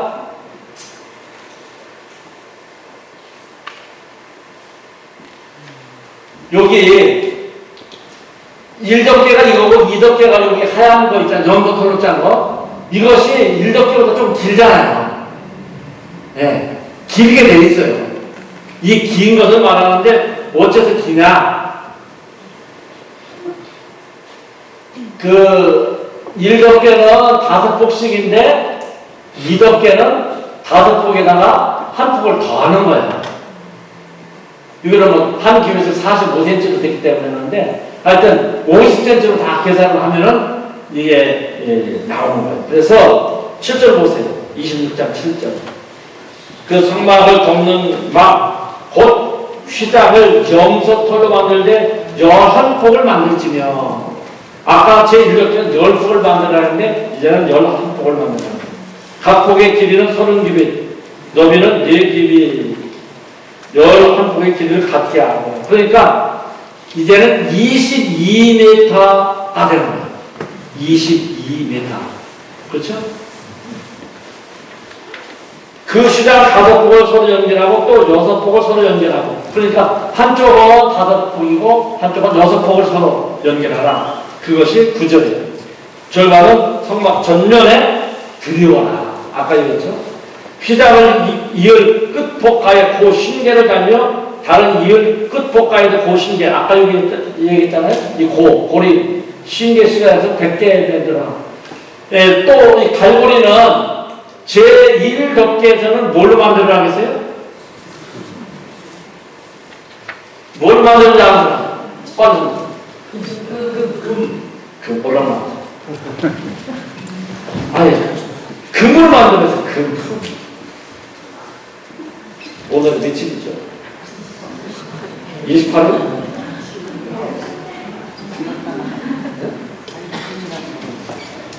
잘 들으셨어요. 그런데 제2 덮개는 금이 아니라 그 고리가 뭐예요? 노시예요, 노. 네. 이 아까 얘기했던 내부에서 볼 적에는 1덮개만 보인다. 그러니까 금으로 된 벽체에다가 이렇게 아름다운 천으로 짠 이 덮개를 하는데 금고리로 하니까 이 금고리가 그냥겠죠. 그렇죠. 그런데 이 덮개는 보여요, 안 보여요? 안 보이잖아요. 근데 금으로 만들 필요가 있었을까요? 아마 없었을 것 같아요. 그래서 노스로 만들라고 말씀하신 것 같아요. 노스는 십자가를 상징한다. 그렇게도 말씀을 드렸죠. 하여튼 이게 달라요. 왜 노스가 했는지 그걸 말씀하지 않지만 1덮개는 금고리고 2덮개는 노골이다. 이렇게 생각하시면 돼요. 곧 휘장의 그 나머지 반폭은 성막 뒤에 늘어뜨리라. 앞으로도 이렇게 하고 뒤에도 이렇게 늘어뜨리는 거예요. 또 이 14절에는 붉은 물들인 순양의 가죽으로 막의 덮개를 만들고 이것이 3덮개. 그리고 나머지 해달의 가죽으로 윗덮개를 만들다. 이것이 4덮개. 무슨 얘기인지 알겠죠? 이해가 됐죠? 네. 전혀 안 되는 사람 같아요. 만약에 안 되는 목사님한테 물어보면 네. 이거요. 2덮개, 3덮개. 붉게 물든 순양의 가죽으로. 설치 방법이나 규격이 없어요. 여기. 그렇죠? 아까 우리가 얘기했던 규격이 없어요. 성막 말뚝이라는 단어를 표현을 와서 텐트를 치듯이 저렇게 이렇게 이제 1덮개, 2덮개 덮고 3덮개는 이렇게. 근데 1덮개가 안 보이잖아요. 여기 염소 도록장 2덮개만 보이고 3덮개는 이렇게 이제 말뚝이라는 표현이 있으니까 이렇게 느려뜨리지 않았을까. 왜? 비가 오고 이슬이 내리면 이렇게 이제 흘러내리죠. 그 위에 해달의 가죽으로 붉게 물들인 순양의 가죽은 예수님 보혈을 상징하죠. 가죽옷이 처음 등장한 것은 아담과 이브. 그래가지고 이 가죽옷은 원시복음입니다. 원시복음 몇 번 얘기했잖아요. 그렇죠? 원시복음. 제 4덮개는 해달의 가죽. 그래가지고 비가 와도 이슬이 내려도 이게 물이 안 흐르다. 그 직접 해달의 가죽에 물을 부어보니까 물이 다 떨어지지. 물이 그 속으로 숨겨지지 않는 것을 제가 눈을 목격을 했거든요. 그러니까, 자, 육군은 땅에서 활동을 하죠. 저는 육군에 했어요. 목사님 육군. 해군은 바다에서. 땅과 바다를 모아는 사람들을 해병대를 하고. 그 해병대를 옛날에는 뭐라 그랬어요? 달군이라고 했어요. 달군.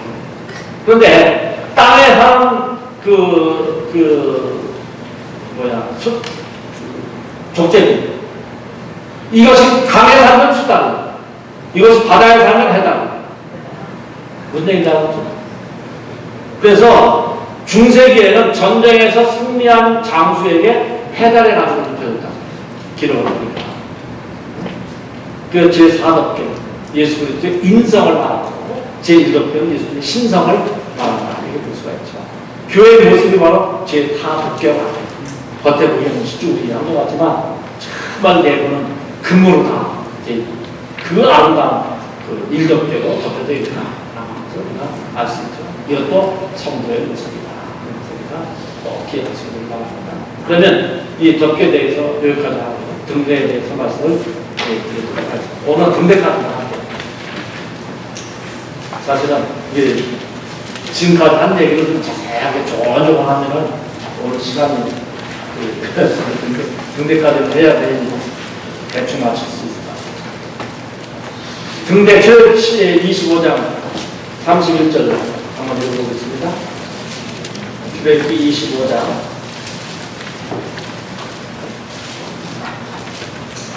31절로 40절 같이 교도가 있습니다. 너는 순종으로 등잔대를 쳐 만들되 그 밑판과 줄기와 잔과 꽃받침과 꽃을 한 덩어리로 연결하고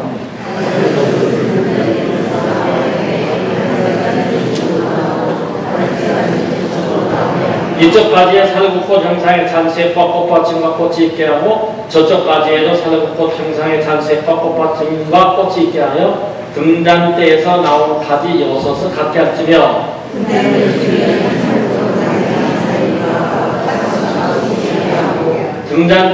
등잔대에서 나온 가지 6을 여여 꽃받침이 있게 하되 두 가지 아래 한 꽃받침이 있어 줄기와 연결하며 또 두 가지 아래 한 꽃받침이 있어 줄기와 연결하며 또 두 가지 아래 한 꽃받침이 있어 줄기와 연결하게 하고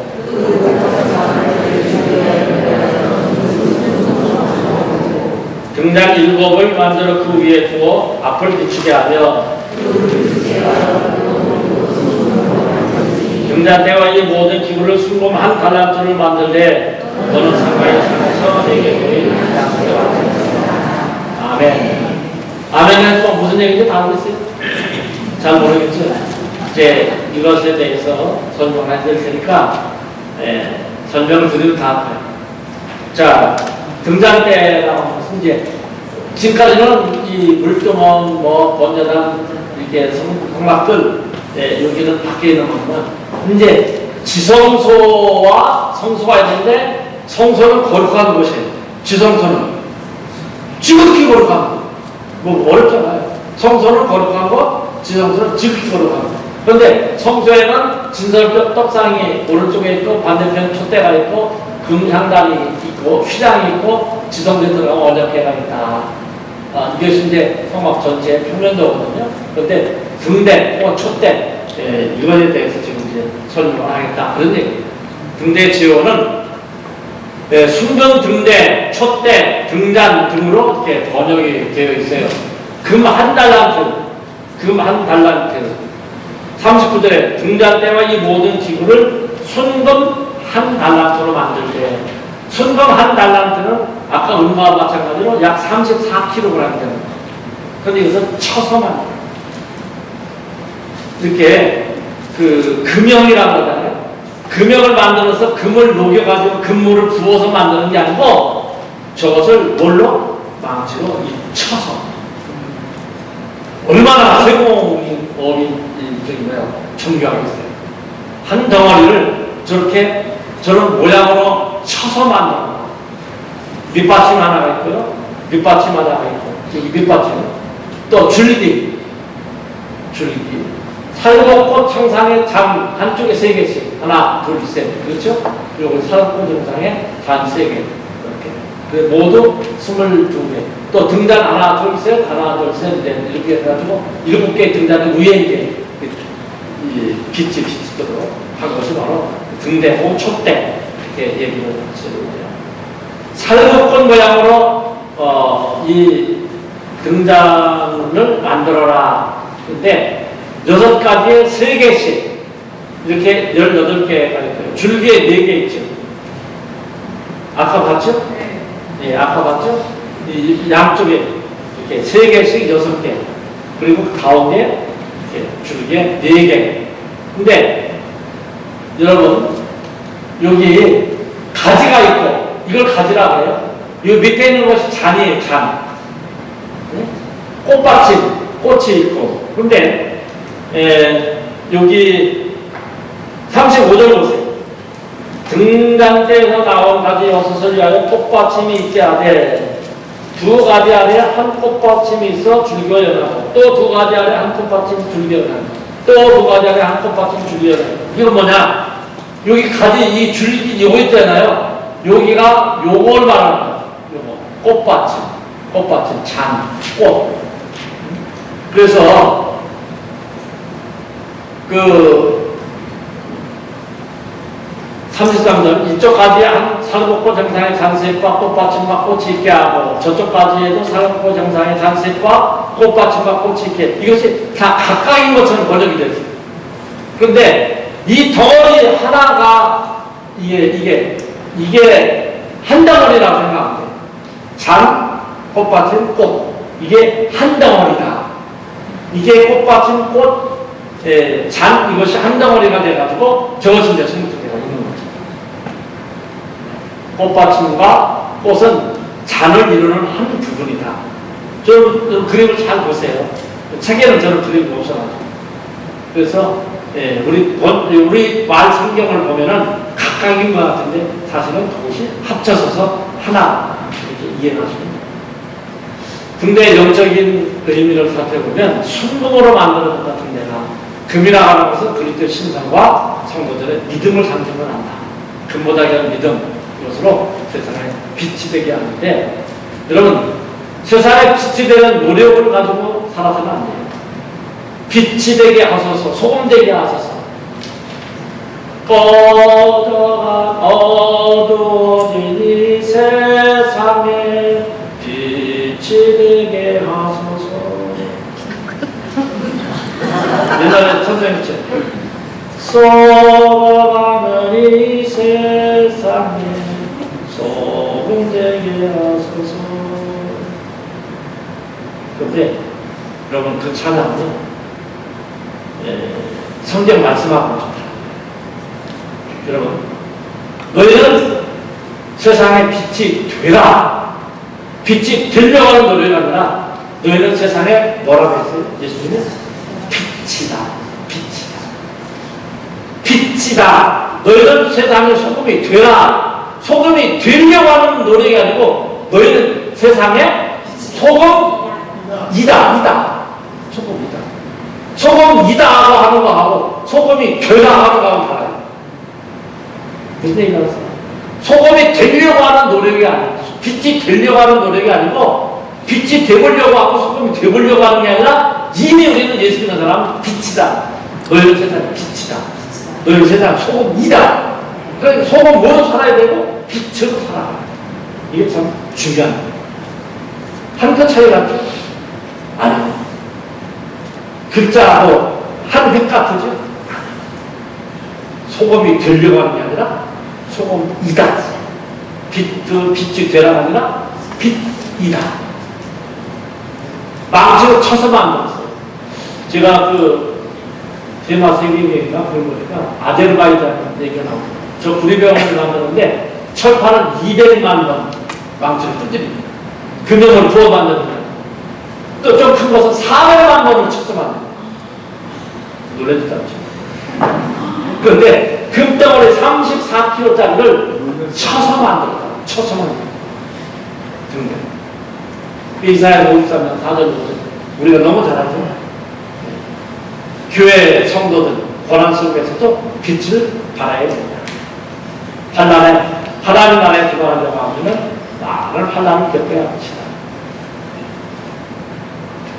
고난도 받게 되는 것이고 여러 가지 시험을 당하고도 족하게 그가 내가 가는 길을 그가 안 하면 그가 나를 달려나주는데 내가 순금같이 나는 거지. 그러니까 우리가 세상의 빛으로 살아가려고 하면 예수 그리스도를 위한 고난을 내가 감수해야 돼요. 있습니까? 고난이 없이는 우리가 빛을 발할 수 없어요. 여러분 이렇게 나와서 1시간만 2시간씩 앉아있는 거 참 힘들죠. 힘들까 않아요. 근데 이런 고난이 없이는 하나님의 말씀에 대한 배움이 없잖아요. 그렇죠? 또 이렇게 덧새씩이나 집회를 할 수 있는 기회가 또 앞으로 있으라는 거예요. 별로 없을 거예요. 한 3일 하고 끝났잖아요. 옛날에는 막 한 일주일 하고도 부흥에 또 연장이 오라면 또 그 다음 또 일주일 하고 새벽기도 나오고 또 아침 먹고 집에 가다가 또 한 10시쯤 나와가지고 오후 4시까지 하고 그리고 또 저녁 먹고 또 저녁 집회한다고 하고 하루 종일 노하기 때문에 어렸을 때 다 부흥했었어요. 그런데 요새는 3일 이상 나오라고. 자, 살곡꽃 정상에 장식물이 있는 등대 살곡꽃이라고 하는 것은요. 왜 그만큼 많은 꽃 중에서 살곡꽃을 하나님께서 거기다 넣느냐. 이것은 파수꾼이라고 하는 얘기가 있어요. 파수꾼. 그러니까 우리는 하나님 앞에서 이 세상에 파수꾼으로 살아가야 된다. 그렇게 이야기합니다. 파수꾼으로 성도는 이 세상의 파수꾼입니다. 핵심만 안 달라고 하면 어쩔 수가 없어요. 시간 없으니까 핵심만 해주시오. 핵심만. 팔레스타인에서 가장 먼저 피는 꽃이 사는 것이. 우리나라는 제일 먼저 피는 꽃이 뭐예요? 네? 개나리 그러면 충청도 사람.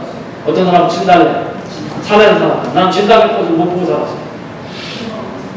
어떤 사람은 매화. 그 중에서도 눈쪽에서도 핀다. 설중매. 뭐 다 그런데 팔레스타인 그 지방에서는 제일 먼저 피는 꽃, 그러면 이구동성은 다 사는 거예요. 그러니까 이 성도는 사망의 잠에서 먼저 깨어나는 사람이 성도입니다. 할렐루야. 예, 우리는 사망의 잠에서 아르헨 지팡이 산국꽃이 피고 열매가 맺었죠. 예, 보라와 다단과 아비람이 반영하여 유력한 유대 지휘관들 250명이 같이 합세돼요. 땅이 갈라지고 보라와 다단과 아비람이 다 이제 죽게 되죠. 분양하던 250명이 다 불타주고 향후 250개는 재단 철판으로 만든다고 재단을 쌓죠. 그런데 거기서 끝나야 되는데 회적이 막 들고 일어나는 거예요. 그래가지고 각 집화 두점에 지팡이를 진국에 앞에 갖다 놓으라 했어요. 그런데 밤새 아르헨 지팡이에서 싹이 나오고 지피고 열매가 맺었죠. 하나님 신임자. 내가 세웠다. 내 종이다. 이걸 말하는 것이죠. 그런데 이것은 바로 마른 막대기 같은 이 살구나무에서 우리가 꽃이 폈다고 하는 것은 예수 그리스도의 부활의 모형과 그림자다. 이렇게 말할 수가 있죠. 또 살구나무는 믿고 바라봄의 법칙이 있어요. 야곱이 그 라반에게 이제 품삯을 받는데 그 라반 농장은 저렇게 이렇게 그냥 그 별일 없어지고 라반 농장은 별일 없어지고 야곱 농장은 이렇게 막 번창하잖아요. 그런데 이 야곱이 뭐 어떻게 버드나무, 살구나무, 신통나무까지 이걸 얼룩얼룩 해가지고 이 양들이 물 먹는 구이 앞에 갖다 놓고 이렇게 물 먹으면서 그걸 바라보면 임신해가지고 양이 새끼를 하면은 다 얼룩얼룩 전박이만 났다. 그런 게 바라보는 대로 된다. 그런 얘기예요. 믿음의 주요 원장대 하시는 예수를 바라보는. 우리가 예수 믿는 것은 예수 그리스도를 바라보는 거예요. 왜? 바라보는 것은 우리 그 큰바위 얼굴 그런 거 어렸을 때 많이 읽었잖아요. 늘 그렇게 위대한 그 성인이 온다고 하는 그런 전설을 따라서 큰바위 얼굴을 계속 바라보고 언제 오나 바라볼 때 그 소년이 많은 큰바위 얼굴이 됐다. 그런 얘기 아니에요. 우리가 믿음의 주요 원장대 하시는 예수 그리스도를 바라보고 항상 주님을 닮기 원하면 우리도 예수님의 성품을 닮아가는 아주 복된 성도가 될 줄로 믿으시길 바랍니다. 한 줄기에서 6가지가 연해졌다 하는데 그렇게 이 줄기는 예수 그리스도 가지는 우리 성도들입니다. 그래서 내 안에 봐라. 그래서 가지가 나무에 붙어 있지 않으면 열매를 낼 수 없다. 예수 안에 있지 않으면 우리는 열매를 낼 수 없는 거예요. 따라서 우리는 예수 그리스도에게 딱 접붙임과 되어서 이렇게 되어 있죠. 그 다음에 한 받침으로 된 등대. 예, 밑받침이 이제 한 받침이고 줄기가 있고 이렇게 6가지 가지가 있고 등잔이 위에 7개가 있고 이렇게 되어 있는 것이죠. 한 받침으로 됐다. 이건 뭘 말하느냐? 우리는 주님 안에서 한 몸이라는 거예요. 에베소 4대 2장 20절에 있는 말씀 보면 그리스도 안에서 우리는 예수와 함께 지어지고 하나가 됩니다. 예수 그리스도는 모퉁이 돌이죠. 그래가지고 우리 그 선지자들과 사도들 이 예수 그리스도를 모퉁이 돌로 해가지고 하나님 나라를 완성해 가는 그런 것을 우리가 볼 수 있죠. 평안을 나는 줄로 성령이 하나가 되신 것을 심겨줍니다. 몸도 하나고 성령도 한 분이시고 너희가 같이 한 소망을 부르신다. 하나님도 한 분이시고 믿음도 하나, 세례도 하나, 하나님도 한 분이시고 만유의 아버지는 만유 위에 계신 만유를 통일하게 하시고 만유를 함께 계십니다. 그렇기 때문에 교회가 분열이 생깁니다. 우리 모든 성도들이 목사님을 중심으로 해서 한 마음 한 뜻에서 하나님께서 주신 사명을 잘 감당해 나가는 우리 예전교회 되기 축복합니다. 네, 근데 빛. 이 빛이라면 하나님, 하나님은 빛이에요. 그에게는 어둠이 조금도 없다. 예수 그리스도가 빛이죠. 그 안에 생명의 수준이 이 생명 사람들의 빛이다. 빛이 어둠의 빛이 돼 어둠이 깨끗하게 해요. 예수님은 참 빛이에요. 그러나 성령님의 빛이에요. 한번 유증을 받고 하늘의 은혜를 받고 성령의 참여한 바가 되고 타락하면 다시 변할 수가 없다는 거예요. 그리스도 이런 세상의 빛이에요. 아까 얘기했듯이 우리가 빛이 되려고 아직 빛이 아니고 빛이 되려고 하는 나는 계속 하면 빛으로 살아갈 수가 있어요. 우리는 빛이다. 너희는 세상에 빛이라고 선언하셨지 빛이 되라. 그런 얘기다. 삶의 동네가 숨겨지지 못할 것이다. 빛은 생명을 말하는 거예요. 그 안에 생명이 있으니 이 생명 사람들의 빛이다. 빛은 말씀이에요. 주의 말씀이 내 발의 등이요 내 길에 빛입니다. 빛은 더 확실한 예언이 또 우리에게는 더 확실한 예언이 있어. 어두운 데를 비추는 등불과 같다. 주께서 계시는 곳에 이르는 빛, 주의 빛과 주의 진리를 보내시어 나를 인도하시고 주의 거룩한 산과 주께서 계시는 곳에 이르게 하소서. 어둠을 사라지게 하죠. 예, 여러분 또 이 굉장히 캄캄한 어둠이라도 빛이 조금만 있어도요. 어둠이 짙으면 짙을수록 빛은 더 빛나게 됩니다. 세상이 죄악의 어둠으로 가득 찼다 할지라도 우리가 빛으로 살아가서 이 빛을 비출 수 있는 우리 모두가 되시기를 축복합니다. 하나님의 진리 등대 길이 빛나는 그 찬양 나중에 목사님한테 이 찬양이 어떻게 쓰여졌는지를 말씀해 주십시오. 꼭 물어보십시오. 이 찬양이 어떻게 쓰여졌는지를 찬송 해설집에 있는데 목사님 꼭 말씀해 주세요. 제가 시간 없으니 예수님은 큰 진리의 등대라는 거예요. 우리는 작은 등대들이에요. 작은 등대가 빛을 잃어가지고 큰 등대 앞에 이렇게 배가 어둠을 잊히고 폭풍으로 지나가다가 작은 등대가 빛이 꺼져가지고 큰 등대로 켜져 있음에도 불구하고 파손돼가지고 많은 사람들이 죽었다는 거예요. 그것을 설교 예언 들을 적에 또 만나서 영광을 받아서 그 직성에서 참고 왔어가지고 불을 붙이고 하나님의 진리. 예수님은 진리의 빛이 되셔가지고 큰 등대가 되셔가지고 항상 비쳐. 그런데 이 큰 등대까지 찾아가게 하는 작은 등대들이 이렇게 막 있어야 되는데 그걸 꺼져가지고 빛이 꺼져가지고 큰 등대까지 못 찾아가요. 그러니까 우리가 빛으로 사명을 다 못하기 때문에 세상 어둠에 헤매는 사람들이 예수 그리스도를 찾아가지 못합니다. 그런 의미가 있는 성찬입니다. 모든 것을 빛에 보게 하죠. 여러분 아무리 2.0 눈이 밝아도요 빛이 없으면 볼 수가 없어요. 자, 우리가 예수 그리스도께서 비춰주는 빛이 없다고 하면 진리의 말씀을 깨달을 수도 없고 하나님을 찾아갈 수도 없는 거예요. 그렇기 때문에 모든 것을 보게 합니다. 마음을 뜨겁게 해줘. 그렇죠? 그래서 성령께서 우리 속에 들어오시고 예수님의 말씀이 들어오면 우리 심장이 뜨거워요. 예수님이 말씀하셨잖아요. 뜨겁게 합니다. 등대에 기름. 등대에 기름이 있어야 불을 밝히지 않아요? 예, 그 기름의 복음된 의미는 뭐냐? 기름 부음을 받았다. 이 얘기는 성령을 받았다. 그런 얘기입니다.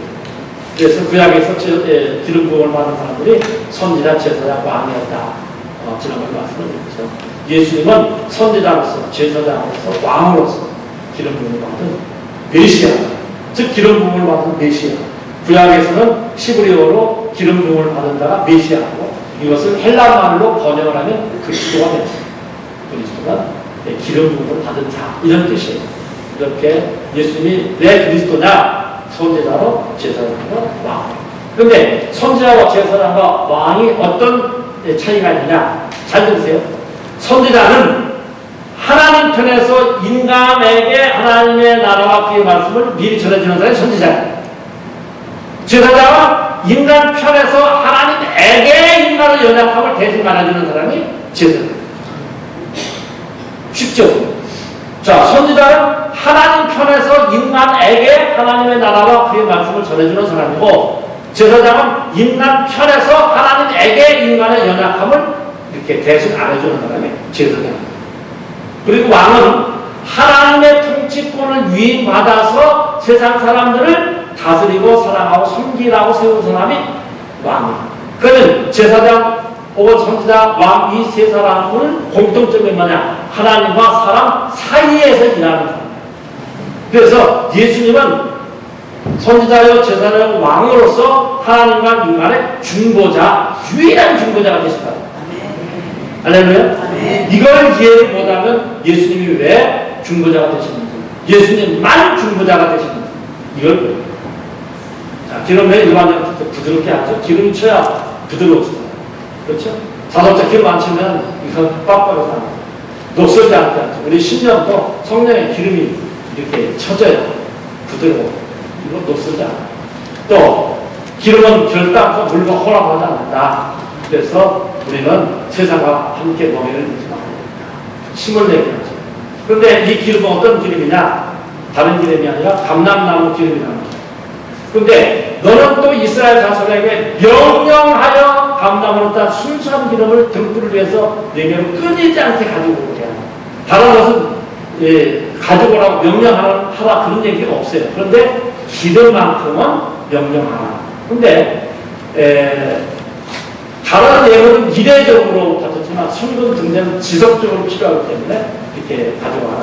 그래서 이 순수한 기름은 어떤 기름이냐? 앞잡기에 이 올리브 열매를 넣어가지고 짜낸 기름이 아니고 이것을 바구니에 넣어서 흘러내려서 어떠한 불순물도 아주 세미한 불순물도 들어가지 않도록 제거된 그 기름만 제단에 등불을 밝히는 그런 기름으로 썼다는 거예요. 그리고 철풍을 섞어놨다. 우리 기독교는 순수한 믿음을 가져야지 혼합주의는 안 된다라고 하는 것을 기억하시기 바랍니다. 그런데 감람나무의 특징과 이유가 뭐냐? 이 감람나무 저것은 어디에 있는 감람나무냐면 게세반 동산에 있는 감람나무 사진이에요. 솔로몬의 성전에 두 그룹이잖아요. 두 그룹을 저 감람나무로 만들어놨고 초막절 때 초막을 짓는 용도로 감람나무 가지를 사용해요. 또 열매는 빵과 같이 먹는 음식이죠. 우리도 감람나무 많이 먹잖아요. 그렇죠? 우리는 설렁탕, 곰탕 먹을 적에 뭘 먹어요? 깍두기. 그런데 그 이스라엘이나 중동 사람들은 양고기나 이렇게 기름진 쇠고기 먹으면서 뭘 먹어요? 올리브 열매. 네, 여러분 올리브 열매 이렇게 이제 기름진 고기 이런 걸 먹다가 올리브 하나 딱 씹으면은 입이 편해요. 그렇죠? 안 먹어서. 자, 우리가 이제 그 횟집에 가면은 회가 나오고 거기 납교라고 이렇게 파떼라고 나오고 생강 이렇게 한 것도 나오고 있잖아요.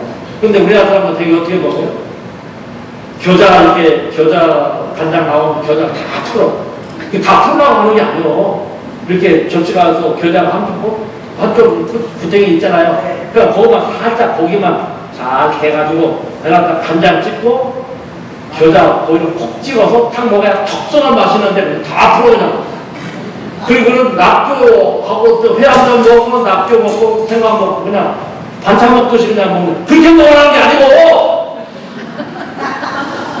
광어회 한 점 먹고 다 씹어 먹고는 납교나 아니면은 생강으로 이걸 넣어서 입을 좀 깨끗하게 한 다음에 다시 우럭도 먹고 또 그것도 다 깨끗하게 씻은 다음에 또 도미도 먹고 그래. 근데 짬뽕으로 막 이것저것 갖다가 막 다 입에놓고 막 그거를 씹으면 무슨 방법 어떻게 한다 알겠다는 거죠. 도대체. 근데 하여튼 이스라엘 사람, 그쪽 사람들은 음식을 먹을 때에 이 올리브 열매를 우리나라 기름진 음식을 먹으면서 그걸 먹는 거 같아요. 올리브 열매 많이 먹어요. 좋아. 기름은 등불을 사용하는데 하고요. 또 수폰 피난처와 안식도 국산장식, 감람나무는 그리스도를 상징해요. 심은 30년쯤 돼야 본격적으로 열매가 맺혀집니다. 그런데 예수님이 공생에 30세쯤 되셔서 이게 우연이 되는 겁니다. 그리고 대제사장이 되는 나이가 민수기 보면은 역대상 보면은 만 한이었어요. 예수님은 특별 대제사장이었어요. 있습니까? 그런데 우리는 예수님이 공생애를 왜 28살 때부터 안 하고 30대 때 못했을까? 30대가 돼야 대제사장이 돼요. 그러니까 이게 신구약이요. 연결돼요. 그냥 30대쯤 되셨더라. 이것을 그냥 넘어가지 말고 구약과 연결되는 이렇게 심리하는 것이 있습니다. 감람나무는 성도들을 상징해요.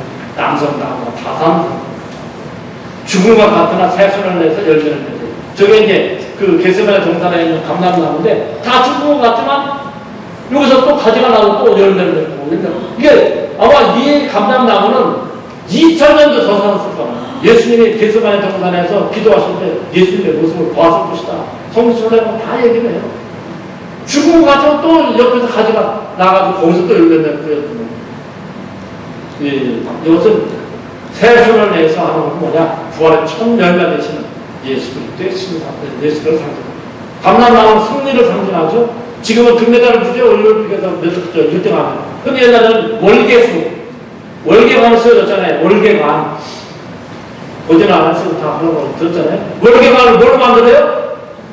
감람나무 이 줄기 그 잎으로 만드는 것이 그게 월계관. 지금은 금메달을 주죠. 예수님이 다 이뤘다 이렇게 하고 있죠. 감람나무 나무의 왕이에요. 나무들의 왕. 그래가지고 저 로마 황제의 모습인데 황제를 상징하는 그 관에 무슨 관이 뭐가 이렇게 새겨져 있어요? 감람나무 잎사귀. 그러니까 나무들의 왕이고 황제를 상징하는 그런 것이 바로 감람나무 로마 황제죠. 예수 그리스도는 만왕의 왕. 감람나무 복된 소식을 전하는데 사용됐죠. 노아 할아버지가 감람새 잎사귀를 비둘기가 이제 가지고 왔죠. 번영과 축복 아름다운 상징이죠. 그래서 시편 128편에 보면은 내 식탁에 들어앉은 자식들은 머리 감람나무 같은 것이다. 항상 그 등대에 불이 켜져 있어요. 왜? 성소와 지성소에는 창문이 없어요. 그러니까 빛은 오로지 어떤 빛이냐? 등대불만 빛은 항상 켜져 있어요. 교회와 성도는 진리의 등대. 이 진리의 등대되는 교회가 비춰지면 안 되고 성도들 빛을 잃으면 안 돼요. 있습니까? 늘 점검해야 되는 등대. 그래서 이 등대가 제대로 역할을 다하기 위해서는 제사장이 밤낮으로 쉼 없이 이 등대를 점검을 했다는 거예요. 우리 신앙은 밤낮 점검해야 될 점이 있습니다. 여기까지. 조금 빨리 갖고 되지만 아까 얘기했지만 색을 묻은 거죠. 내일은 이제 떡상, 분양단, 휘장, 덮개 거기까지 이렇게 해서 내일까지 맞춰드리니까 여러분들 이렇게 그냥 쭉쭉쭉쭉 나가서 여러분들에게 여기 좀 서렁서렁하는 아까 생각처럼 교재로 좀 대신하시고 또 보충 수업에 대해서 좀 제대로 좀 이렇게 해야 볼까 생각을 했었는데 또 여러분 보이기도 힘들잖아요. 그렇죠? 아까도 얘기했지만 젖새 동안한 집회가 별로 많지 않아요. 근데 또 이틀 동안 더 나가면 그런 거는 다 하다가 하다가 안 나가요. 내일 맞춰지는 날입니다. 그래서 이제 정말 이게 성소 안으로 들어가고요. 성소 안으로 들어가 버리면 더 막 이 진리가 확실히 와 닿기도 하고 더 진리의 무게가 있잖아요. 근데 떡상이나 분양단이나 특히 법궤 이런 것을 다 보면 성막에 그냥 아웃도 나요. 어떤 장로님이 저한테 연속적으로 성막강의 5번을 듣시다. 5번을 듣더니 이제 째만큼 그렇습니다. 어떤 장로님 고백이. 근데 저는 수십 번을 강의하고 또 이렇게 연구하고 해도 전체에 아는 것보다도 또 못 깨달은 부분이 더 많은 것 같아요. 생각이 참 힘들어요. 근데 지금까지 여러분들 이렇게 공부해오면서 너무너무 어려워서 이해 못하는 부분은 없죠. 네. 이게 나 혼자 하면 이게 안 되는 거예요. 아까 뭐 덮개라든지 뭐 이런 거 또 널판 이런 거 잘 이런 건 모르겠잖아요. 근데 우리가 같이 이렇게 해보니까 대충은 알겠죠. 대충은 아는데 성경을 자세히 읽어보면은 이거 생각이 날 거예요. 생각하시고 그게 그 얘기구나. 이렇게 해가지고 성경을 여러분들도 자꾸 이렇게 읽어봐야지. 아니 듣다가 가가지고는 이게 또 모르는 거예요. 그때 6일 동안 한 2시간씩 앉아가지고 있긴 있었는데 잘 모르고 쉬어. 그렇게 얘기하지 말고 성경을 읽으시고요. 아까 나는 그 책 있잖아요. 그것을 잘 보세요. 그러면 처음에 제가 말씀드렸듯이 기독교 기본 진리, 기초가 되는 교리 이런 것들을 여러분들이 잘 이해해야 될 겁니다. 할렐루야. 오늘 나오신 분들도 내일 꼭 나오셔서 같이 듣기를 바랍니다. 이렇게 제가 첫날부터 이렇게 보면은 인원이 첫날이나 지금이랑 더 많이 나오는 것 같아요. 어떻게 나오는 것도 아니고 나오시는 분들은 꾸준히 다 나오시는 거니까 예, 참 좋은 거예요. 못 나오시는 분들은 또 얼마나 마음이 안타깝겠어요. 그렇죠? 자기들 나름대로 또 사정에서 못 나오시는 거예요. 저는 그렇게 생각해요. 가령 나는 새벽 기도를 잘 나오는데 너는 안 나오지? 내가 너보다는 낫다. 이렇게 생각하지 말고 나는 나오는데 너는 못 나오니까 나는 하나님 앞에서 나는 은혜를 받다. 이렇게 생각하면 더 은혜롭잖아. 그렇죠? 나오고 싶어도 몸이 안 따라서 못 나오고 여건이 안 돼서 못 나온 사람도 있지만 하나님께서 나에게 건강도 주시고 나올 수 있는 믿음도 주시고 기회도 허락해 주셔서 이게 저녁마다 나와서 말씀을 배우게 하시고 얼마나 감사한가 고맙다 이렇게 생각을 하시면 은혜가 될 줄 믿습니다. 안 나온 사람은 내가 나온다. 이것은 아예 집에서 안 나오는 거잖아. 나오는데 그게 나오실 때 겸손한 마음으로 나오셔서 마음을 말씀 믿음을 받으면 은혜가 될 줄